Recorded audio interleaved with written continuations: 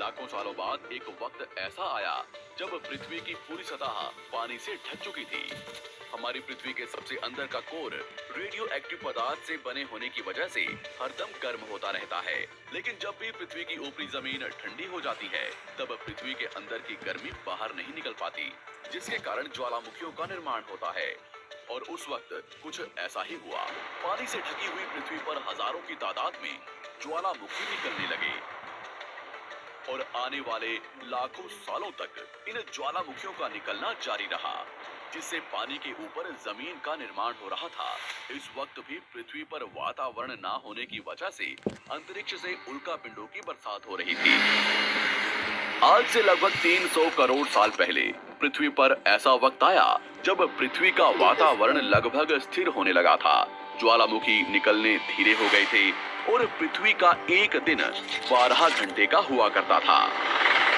साल बीतते गए और धीरे धीरे ये सूक्ष्म जीव विकसित होते गए और समूह में रहने लगे। आज से लगभग 250 करोड़ साल पहले पहली बार पृथ्वी पर ऐसे जीवों का निर्माण हुआ जो जीने के लिए ये पानी के अंदर के मिनरल्स यानी खनिज पदार्थ और धूप का इस्तेमाल करते थे और मल त्याग के रूप में ऑक्सीजन बाहर निकालते थे।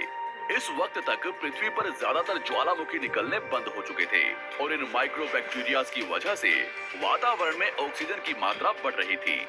वातावरण में ऑक्सीजन बढ़ने की वजह से पृथ्वी का वायुमंडल बनना शुरू हुआ और आने वाले हजारों सालों तक वातावरण में ऑक्सीजन की मात्रा बढ़ती रही, जिसकी वजह से पृथ्वी के ज्यादातर हिस्सों में ये सूक्ष्म जीव फैल गए।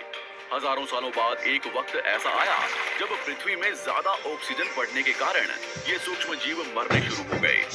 उस वक्त तक पृथ्वी का वातावरण ठंडा होने के साथ साथ ऑक्सीजन भर चुका था, जिसके कारण जमीन और वातावरण में स्थित आयरन यानी लोहे के मिनरल्स पानी में स्थित ऑक्सीजन से रिएक्ट होने लगे और एक वक्त ऐसा आया जब पृथ्वी की जमीन आज के मार्स के जैसे लाल हो चुकी थी।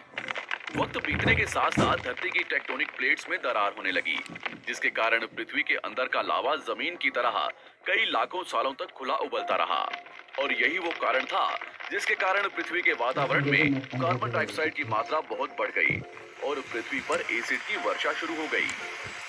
एसिड रेन की वजह से पृथ्वी का तापमान घटने लगा और तापमान इतना घटा कि पृथ्वी के ऊपर स्थित पानी बर्फ में परिवर्तित होने लगा। पृथ्वी पर पहली बार भयंकर आइस एज आया। इस वक्त पूरी पृथ्वी सफेद बर्फ से ढक चुकी थी।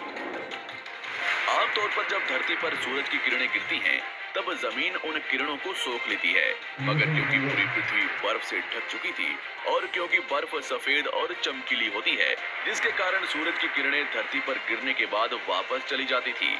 इसी कारण से पृथ्वी कई लाखों सालों तक बर्फ से ढकी रही, मगर फिर से पृथ्वी के अंदर स्थित गर्मी ज्वालामुखी के रूप में निकलना शुरू हो गई। उसने पेड़ पौधे खाने शुरू कर दिए। उनका शरीर लंबा और विशाल रूप से विकसित होने लगा। कुछ डायनासोर शिकार किया करते थे, जिसके कारण वे छोटे और तेज होते चले गए।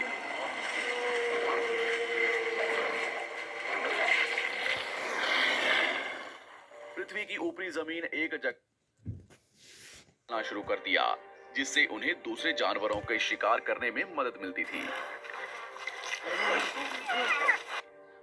धीरे धीरे बंदर एप्स यानी वानर में परिवर्तित हुए।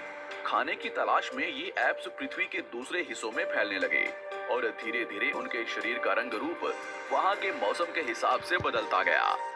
वक्त के साथ साथ हम आदिवासी बने। हमने हथियारों से लेकर आग का आविष्कार किया। हम धीरे धीरे इंसान के रूप में विकसित हुए।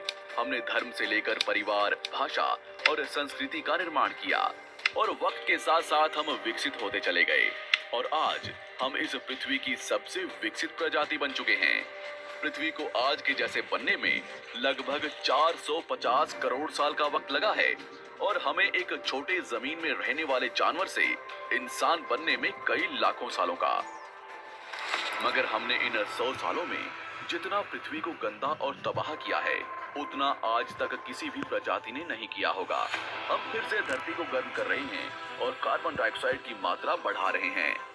वैज्ञानिकों का मानना है कि पृथ्वी पर फिर से विशाल परिवर्तन होने वाला है। भविष्य में पृथ्वी कैसी होगी, जानेंगे हमारी अगली वीडियो में।